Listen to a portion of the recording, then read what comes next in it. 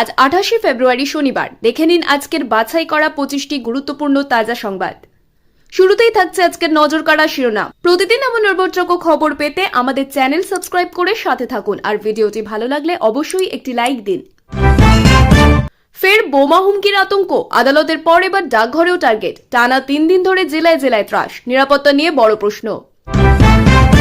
শোকের ছায়া ক্রিকেট দুনিয়ায়, প্রয়াত ক্রিকেটার রিঙ্কুল সিং এর বাবা, লড়াই থেমে গেল জীবনের। এসআইআর এ মৃতদের পরিবারে বড় স্বস্তি, 61 জনের পরিবারকে চাকরির ঘোষণা রাজ্য সরকারের। মার্চের শেষেই কি ভোট, বদলে যাচ্ছে বাংলার বিধানসভা নির্বাচনের নির্ঘণ্ট, কত দফায় হতে পারে ভোট, জল্পনা তুঙ্গে। 2026 ভোটে বড় লড়াইয়ের প্রস্তুতি, কমিউনিস্ট পার্টি অফ ইন্ডিয়ায় সম্ভাবনা প্রার্থী তালিকা প্রকাশ, কোন কেন্দ্রে কে। শুভেন্দু হেনস্থা বিতর্কে নড়ে চড়ে বসল আদালত, পুলিশের কাছে রিপোর্ট তলব হাইকোর্টে। এসআইআর ইস্যুতে সুপ্রিম কোর্টে কড়া বার্তা, জুডিশিয়াল অফিসারদের সন্দেহ করা বন্ধ করুন, প্রধান বিচারপতির পর্যবেক্ষণ। ভোটের আগে বড় চমক, এশিয়ান গেমস সোনাজয়ী স্বপ্না বর্মন যোগ দিলেন তৃণমূলে। এসআইআর তালিকা নিয়ে বিস্ফোরক দাবি, 1,50,00,000 নাম বাদ যেতে পারে, চাঞ্চল্যকর মন্তব্য দিলীপ ঘোষের। নির্দোষ দাবি সত্ত্বেও আবেগে ভাসলেন অরবিন্দ কেজরিওয়াল। জেলে চোখের জল ফেলেননি, এদিন কেঁদে ফেললেন প্রকাশ্যে। মুসলিম ভোট কি ভাগ হচ্ছে, আইএসএফ মিম হুমায়ুন ফ্যাক্টরি নতুন সমীকরণ, তৃণমূলের অঙ্কে কি বড় ধাক্কা। রাজ্যসভা নিয়ে বড় আপডেট, অল ইন্ডিয়া তৃণমূল কংগ্রেসের 4 প্রার্থী কারা হচ্ছেন, সামনে এলো তালিকা। পূর্বস্থলীতে বড় ভাঙন, তৃণমূল ছেড়ে হুমায়ুন কবিরের দলে যোগ দিল 250টি পরিবার। এসআইআর নিয়ে বিস্ফোরক অভিযোগ, বৈধ ভোটারের নাম বাদ দিতে নোংরা খেলা, আধার ইস্যুতে সরব মহুয়া। আবার সুপ্রিম কোর্টের রাজ্য সরকার, জুডিশিয়াল অফিসারদের ভূমিকা নিয়ে বড় অভিযোগ তুললেন মমতা বন্দ্যোপাধ্যায়। বিতর্কে তৃণমূল বিধায়ক, কেন্দ্রীয় বাহিনী এলেই জুতোপেটা, বিধানসভায় দাঁড়িয়ে হুঁশিয়ারি।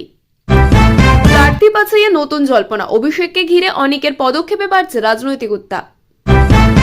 বিজেপিতে যোগ বঙ্কিমচন্দ্রের পরিবারের সদস্য ভূপেন্দ্র শৌমিকের উপস্থিতিতে বড় রাজনৈতিক বার্তা। ভোটের আগে বড় ধাক্কা এনডিএ-কে, বিজেপি ছেড়ে ইন্ডিয়া জোটে যোগ দিলেন 3 বারের মুখ্যমন্ত্রী। 28 ফেব্রুয়ারি তালিকা নিয়ে বড় আপডেট, সবার নাম থাকলেও কমিশন ভাগ করবে ক্যাটাগরিতে, কিভাবে চিহ্নিত হবেন ভোটাররা। আদালতের কড়া নির্দেশ, রুজিরা নিয়ে কোনো মানহানিকর মন্তব্য নয়, স্পষ্ট জানালো হাইকোর্ট। ভোটের আগে নিয়োগে বড় সিদ্ধান্ত, নবান্নের শেষ মন্ত্রিসভায় একগুচ্ছ চাকরিতে শিলমোহর। গুরুতর অভিযোগ সিপিএম ঘিরে, আইনজীবী ফিরদৌস তামিমের বিরুদ্ধে যৌন হেনস্থার মামলা, জামিন অযোগ্য ধারায় এফআইআর। ভোটের মুখে উত্তেজনা তুঙ্গে, কেন্দ্রীয় বাহিনীকে ঝাঁটাপেটার হুঁশিয়ারি, তৃণমূল বিধায়কের মন্তব্যে তীব্র বিতর্ক। এতক্ষণ শুনছিলেন সংবাদ শিরোনাম, এবার আসছি বিস্তারিত খবরে। ভোটার তালিকা নিয়ে বড় আপডেট, 28 ফেব্রুয়ারি তালিকায় সবার নাম না থাকলেও ক্যাটাগরি ভাগ করবে নির্বাচন কমিশন, কিভাবে চিহ্নিত হবেন ভোটাররা। আসন্ন নির্বাচনের আগে ভোটার তালিকা নিয়ে বড়সড় পরিবর্তনের ইঙ্গিত দিয়েছে নির্বাচন কমিশন। জানা যাচ্ছে 28 ফেব্রুয়ারি প্রকাশিত তালিকায় আপাতত সব ভোটারের নাম থাকলেও তাদের আলাদা আলাদা ক্যাটাগরিতে ভাগ করা হবে। এই সিদ্ধান্ত ঘিরে ইতিমধ্যেই রাজনৈতিক মহলে শুরু হয়েছে তীব্র আলোচনা। সূত্রের খবর, নির্বাচন কমিশন ভোটারদের বিভিন্ন শ্রেণীতে ভাগ করার পরিকল্পনা নিয়েছে, যাতে তালিকা আরও স্বচ্ছ ও নির্ভুল করা যায়। এর মধ্যে থাকতে পারে যাচাই করা ভোটার, সন্দেহভাজন তথ্যযুক্ত ভোটার এবং অতিরিক্ত যাচাই প্রয়োজন এমন ভোটারদের আলাদা বিভাগ। এই প্রক্রিয়ার মূল উদ্দেশ্য হল ভুয়ো ভোটার চিহ্নিত করা এবং ভোটার তালিকার স্বচ্ছতা বৃদ্ধি করা। কমিশনের মতে অনেক সময় একই ব্যক্তির একাধিক নাম তালিকায় থেকে যায় বা মৃত ব্যক্তির নামও তালিকায় থেকে যেতে পারে। এই সমস্যা দূর করতেই নতুন এই পদ্ধতি চালু করার কথা ভাবা হচ্ছে। তবে এই সিদ্ধান্ত নিয়ে ইতিমধ্যেই রাজনৈতিক বিতর্ক শুরু হয়েছে। বিরোধীদের অভিযোগ, এই ক্যাটাগরি ভাগের মাধ্যমে বৈধ ভোটারদের নাম বাদ দেওয়ার চেষ্টা হতে পারে। বিশেষ করে সংখ্যালঘু বা নির্দিষ্ট কিছু এলাকার ভোটারদের ক্ষেত্রে সমস্যা তৈরি হতে পারে বলে আশঙ্কা প্রকাশ করা হয়েছে। অন্যদিকে নির্বাচন কমিশনের ঘনিষ্ঠ মহল দাবি করছে, এই পদক্ষেপ সম্পূর্ণভাবে প্রশাসনিক ও প্রযুক্তিগত কারণে নেওয়া হচ্ছে। এর মাধ্যমে ভোটার তালিকা আরও নির্ভুল হবে এবং নির্বাচন প্রক্রিয়া আরও স্বচ্ছ হবে। সাধারণ ভোটারদের মধ্যেও এই বিষয়ে কৌতূহল ও উদ্বেগ তৈরি হয়েছে। অনেকেই জানতে চাইছেন তাদের নাম কোনো ক্যাটাগরিতে পড়বে এবং তার ফলে ভোট দেওয়ার অধিকার কোনোভাবে প্রভাবিত হবে কিনা। বিশেষজ্ঞদের মতে যদি কোনো ভোটার সন্দেহভাজন বা যাচাই প্রয়োজন ক্যাটাগরিতে পড়েন তাহলে তাকে প্রয়োজনীয় নথি দেখিয়ে নিজের নাম নিশ্চিত করতে হতে পারে। প্রশাসনের তরফে এখনও বিস্তারিত গাইডলাইন প্রকাশ করা হয়নি, তবে শিগগিরই এ বিষয়ে পরিষ্কার নির্দেশিকা আসতে পারে বলে মনে করা হচ্ছে। এই নির্দেশিকা থেকে স্পষ্ট হবে কিভাবে ভোটারদের শ্রেণীবিন্যাস করা হবে এবং সাধারণ মানুষের উপর এর প্রভাব কতটা পড়বে। সব মিলিয়ে ভোটের আগে ভোটার তালিকা নিয়ে এই নতুন উদ্যোগ রাজনীতিতে নতুন মাত্রা যোগ করেছে। এটি একদিকে যেমন স্বচ্ছতা আনার দাবি করছে, অন্যদিকে তেমনই বিরোধীদের আশঙ্কাও বাড়াচ্ছে। এখন দেখার বিষয় বাস্তবে এই পরিকল্পনা কিভাবে কার্যকর হয় এবং তা ভোটের ফলাফলে কতটা প্রভাব ফেলে। বিজেপিতে নতুন চমক, বঙ্কিমচন্দ্রের পরিবারের পঞ্চম প্রজন্মের সদস্য যোগ দিলেন গেরুয়া শিবিরে। ভূপেন্দ্র ও শ্রমিকের উপস্থিতিতে অনুষ্ঠান। পশ্চিমবঙ্গের রাজনীতিতে ভোটের আগে নতুন চমক হিসেবে সামনে এলো এক প্রতীকী এবং তাৎপর্যপূর্ণ যোগদান। বাংলা সাহিত্যের মহিরুহ বঙ্কিমচন্দ্র চট্টোপাধ্যায়ের পরিবারের পঞ্চম প্রজন্মের এক সদস্য আনুষ্ঠানিকভাবে ভারতীয় জনতা পার্টিতে যোগ দিলেন। এই যোগদানকে কেন্দ্র করে রাজনৈতিক মহলে শুরু হয়েছে জোর আলোচনা। এই অনুষ্ঠানটি অনুষ্ঠিত হয় দলের শীর্ষ নেতৃত্বের উপস্থিতিতে। অনুষ্ঠানে উপস্থিত ছিলেন বিজেপির সর্বভারতীয় নেতা ভূপেন্দ্র যাদব এবং রাজ্য সভাপতি শ্রমিক ভট্টাচার্য। তাদের হাত ধরেই ওই ঐতিহ্যবাহী পরিবারের সদস্য গেরুয়া শিবিরে যোগ দেন। বঙ্কিমচন্দ্র চট্টোপাধ্যায় শুধু একজন সাহিত্যিক নন, তিনি বন্দে মাতরম রচনার মাধ্যমে ভারতীয় জাতীয়তাবাদের এক গুরুত্বপূর্ণ প্রতীক হয়ে উঠেছিলেন। সেই কারণেই তার পরিবারের কারো কোনো রাজনৈতিক দলে যোগদান নিছক ব্যক্তিগত সিদ্ধান্তের মধ্যে সীমাবদ্ধ থাকে না, তা প্রতীকী গুরুত্ব বহন করে। বিজেপি এই যোগদানকে জাতীয়তাবাদের ধারার সঙ্গে নিজেদের আদর্শের মিল হিসেবেই তুলে ধরতে চাইছে। দলের পক্ষ থেকে দাবি করা হয়েছে বাংলার সাংস্কৃতিক ও ঐতিহাসিক ঐতিহ্যকে সামনে রেখে তারা নতুন প্রজন্মকে রাজনীতিতে যুক্ত করতে চাইছে। এই যোগদান সেই প্রচেষ্টারই অংশ।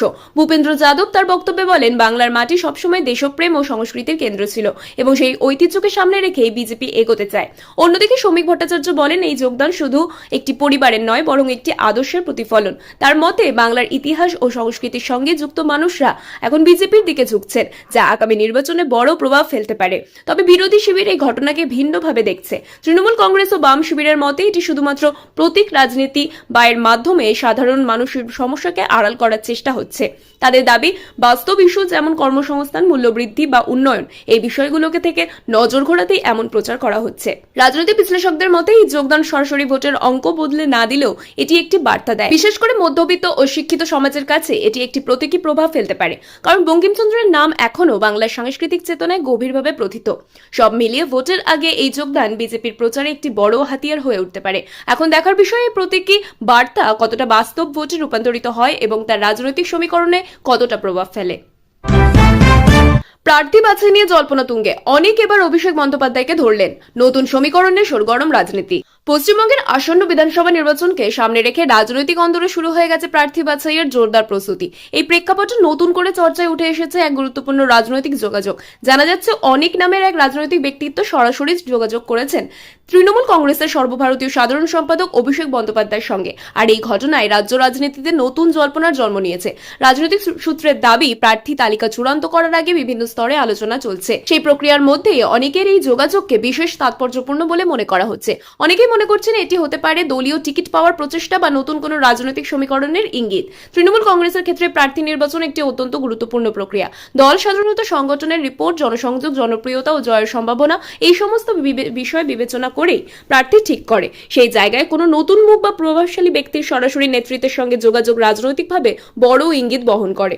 অভিষেক বন্দ্যোপাধ্যায় বর্তমানে দলের অন্যতম প্রধান মুখ এবং সংগঠনের বিভিন্ন গুরুত্বপূর্ণ সিদ্ধান্তে তার ভূমিকা অত্যন্ত গুরুত্বপূর্ণ।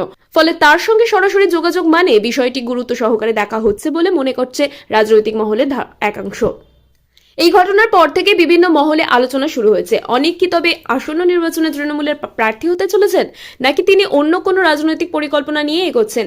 যদিও এই বিষয়ে এখনো পর্যন্ত কোনো আনুষ্ঠানিক ঘোষণা করা হয়নি। বিরোধী শিবির এই ঘটনাকে কটাক্ষ করতে ছাড়েনি। তাদের মতে তৃণমূলের ভেতরে প্রার্থী নির্বাচন নিয়ে দ্বন্দ্ব রয়েছে এবং সেই কারণেই এই ধরনের যোগাযোগ এবং লবিং বাড়ছে। অন্যদিকে তৃণমূল নেতাদের দাবি, এটি সম্পূর্ণ স্বাভাবিক রাজনৈতিক প্রক্রিয়া এবং এর মধ্যে কোনো অস্বাভাবিকতা নেই। রাজনৈতিক বিশ্লেষকদের মতে ভোটের আগে এই ধরনের যোগাযোগ ও সমীকরণ তৈরি হওয়া খুবই সাধারণ বিষয়। তবে এই নির্দিষ্ট ঘটনাটি নজর কাটছে কারণ এটি সরাসরি শীর্ষ নেতৃত্বকে কেন্দ্র করে, ফলে এর প্রভাব দলীয় সিদ্ধান্তে পড়তে পারে। সব মিলিয়ে প্রার্থী বাছাইয়ের এই পর্যায়ে অনেক অভিষেক বন্দ্যোপাধ্যায়ের এই যোগাযোগ রাজ্য রাজনীতিতে নতুন মাত্রা যোগ করেছে। এখন দেখার বিষয় এই আলোচনা আলোচনা শেষ পর্যন্ত কোন দিকে মোড় নেয় এবং তা আসন্ন নির্বাচনে কি প্রভাব ফেলে।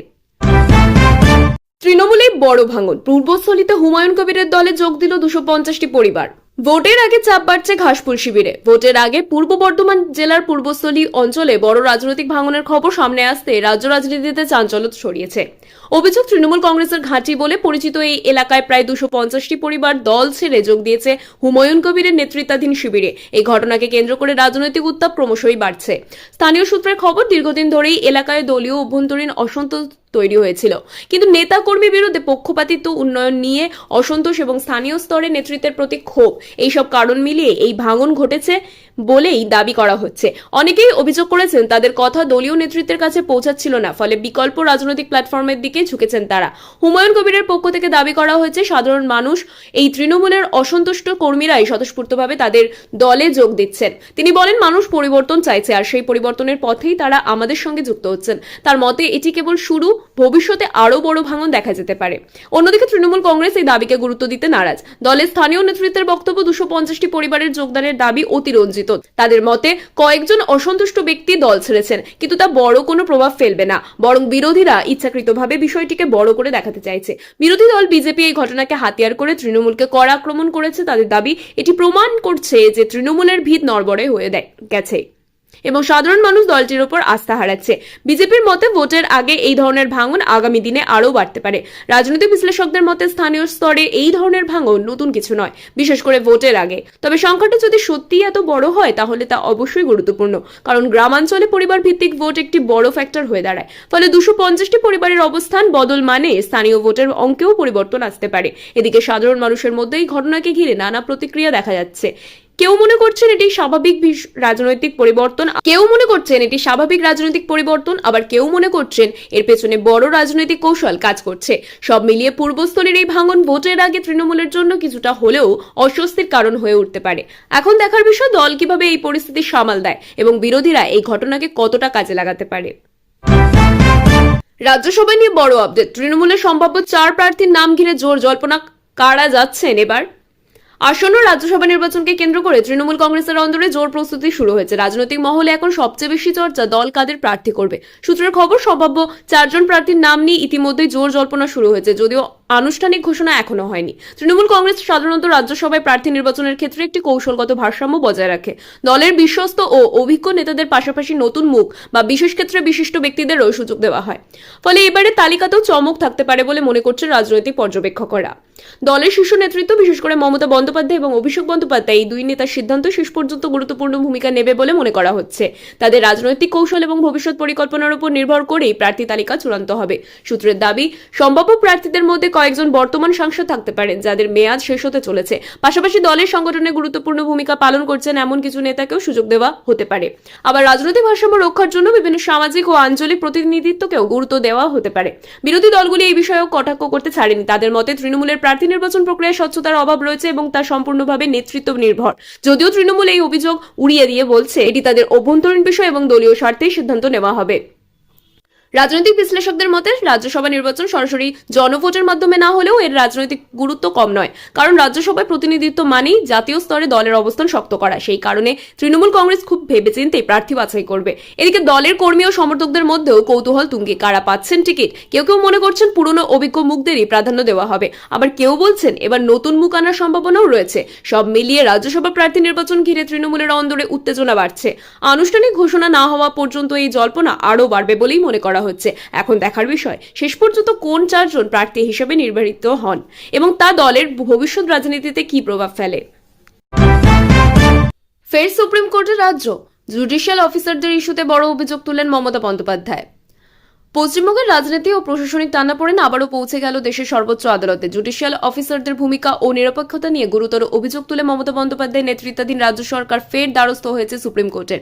সূত্রের খবর, সম্প্রতি কিছু প্রশাসনিক ও নির্বাচন সংক্রান্ত প্রক্রিয়ায় জুডিশিয়াল অফিসারদের ভূমিকা নিয়ে প্রশ্ন তুলছে রাজ্যের দাবি, কিছু ক্ষেত্রে তাদের নিরপেক্ষতা নিয়ে সন্দেহ তৈরি হচ্ছে, যা পুরো প্রশাসনিক ব্যবস্থার উপর প্রভাব ফেলতে পারে। এই অভিযোগকে কেন্দ্র করে এই আদালতের হস্তক্ষেপ চাওয়া হচ্ছে। রাজ্য সরকারের তরফে বলা হয়েছে, নির্বাচন বা অন্যান্য সংবেদনশীল ক্ষেত্রে যারা দায়িত্বে থাকেন তাদের নিরপেক্ষ নিরপেক্ষতা অত্যন্ত গুরুত্বপূর্ণ।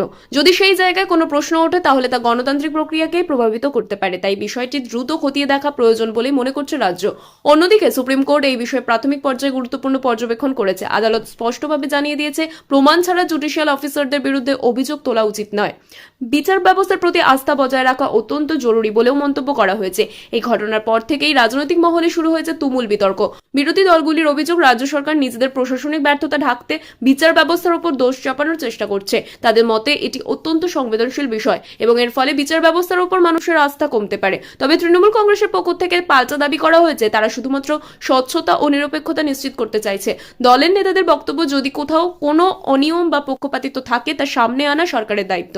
আইন বিশেষজ্ঞদের মতে এই ধরনের বিষয় অত্যন্ত সতর্কতার সঙ্গে বিবেচনা করা প্রয়োজন, কারণ বিচার ব্যবস্থা গণতন্ত্রের অন্যতম স্তম্ভ এবং তার উপর কোনো ধরনের সন্দেহ বা বিতর্ক তৈরি হলে তা দীর্ঘমেয়াদের প্রভাব ফেলে। এদিকে সাধারণ মানুষের মধ্যেও এই বিষয়টি নিয়ে কৌতূহল ও উদ্বেগ তৈরি হয়েছে। অনেকেই জানতে চাইছেন আসলে কি ঘটেছে এবং এর প্রভাব ভোট বা প্রশাসনের উপর কতটা পড়তে পারে। সব মিলিয়ে জুডিশিয়াল অফিসারদের নিয়ে এই বিতর্ক রাজ্য রাজনীতিতে নতুন মাত্রা যোগ করেছে। এখন দেখার বিষয় সুপ্রিম কোর্ট এই বিষয়ে কি রায় দেয় এবং তা ভবিষ্যতে প্রশাসনিক কাঠামোয় কি প্রভাব ফেলে। সংখ্যালঘু ভোটে ভাঙন, আইএসএফ মিম হুমায়ুন ফ্যাক্টরে 5 ভাগে বিভক্ত মুসলিম ভোট, চাপে তৃণমূল। আসন্ন বিধানসভা নির্বাচনকে ঘিরে পশ্চিমবঙ্গের সংখ্যালঘু ভোট ব্যাংক নিয়ে নতুন করে জল্পনা শুরু হয়েছে। রাজনৈতিক বিশ্লেষকদের একাংশের মতে এবার মুসলিম ভোট এককভাবে কোনো একটি দলের দিকে না গিয়ে একাধিক শক্তির মধ্যে ভাগ হয়ে যেতে পারে। বিশেষ করে আইএসএফ, মিম এবং হুমায়ুন কবির, এই তিনটি ফ্যাক্টরকে কেন্দ্র করে তৈরি হয়েছে নতুন সমীকরণ। এতদিন পর্যন্ত পশ্চিমবঙ্গে মুসলিম ভোটের একটি বড় অংশ তৃণমূল কংগ্রেসের দিকেই ঝুঁকেছিল, কিন্তু সাম্প্রতিক সময়ে বিভিন্ন কারণে সেই সমীকরণে পরিবর্তনের ইঙ্গিত মিলছে। আইএসএফ ইতিমধ্যেই সংখ্যালঘু ভোটের একটি অংশে প্রভাব বিস্তার করেছে, বিশেষ করে দক্ষিণবঙ্গের কিছু এলাকায়। অন্যদিকে মিম ও ধীরে ধীরে বাংলায় নিজেদের সংগঠন শক্তিশালী করার চেষ্টা করছে। যদিও এখনো তাদের প্রভাব সীমিত, তবে নির্দিষ্ট কিছু কেন্দ্রে তারা ভোটের অঙ্কে প্রভাব ফেলতে পারে বলে মনে করা হচ্ছে। এই পরিস্থিতিতে হুমায়ুন কবিরের মতো আঞ্চলিক নেতারাও গুরুত্বপূর্ণ হয়ে উঠেছেন। স্থানীয় স্তরে তার প্রভাব এবং সংগঠন গড়ে তোলার প্রচেষ্টা মুসলিম ভোটের একটি অংশকে প্রভাবিত করতে পারে।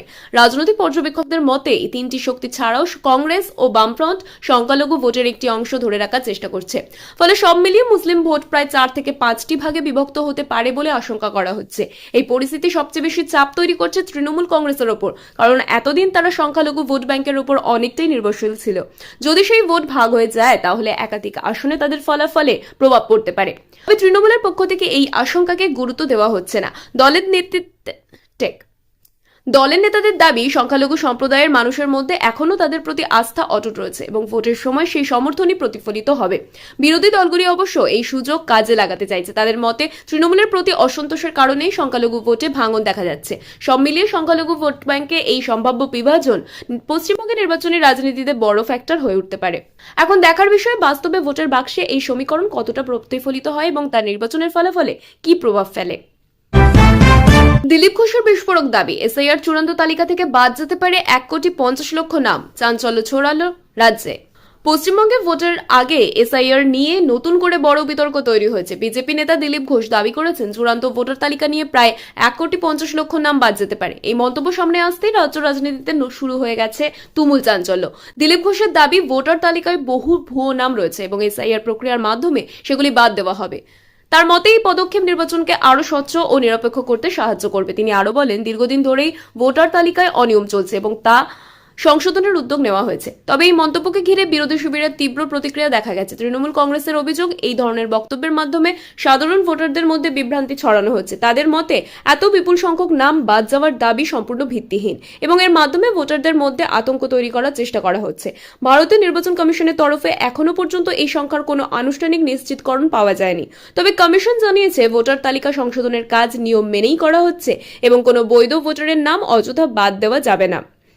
রাজনৈতিক বিশ্লেষকদের মতে এই ধরনের বড় সংখ্যা উল্লেখ করা রাজনৈতিক কৌশলের অংশ হতে পারে। ভোটের আগে বিভিন্ন দল নিজেদের অবস্থান শক্ত করতে এবং ভোটারদের প্রভাবিত করতে এই ধরনের বক্তব্য ব্যবহার করে থাকে। তবে বাস্তবে এত বড় সংখ্যক নাম বাদ পড়া অত্যন্ত জটিল প্রক্রিয়া এবং তা নিয়ে প্রশাসনিকভাবে বিশদ যাচাই প্রয়োজন।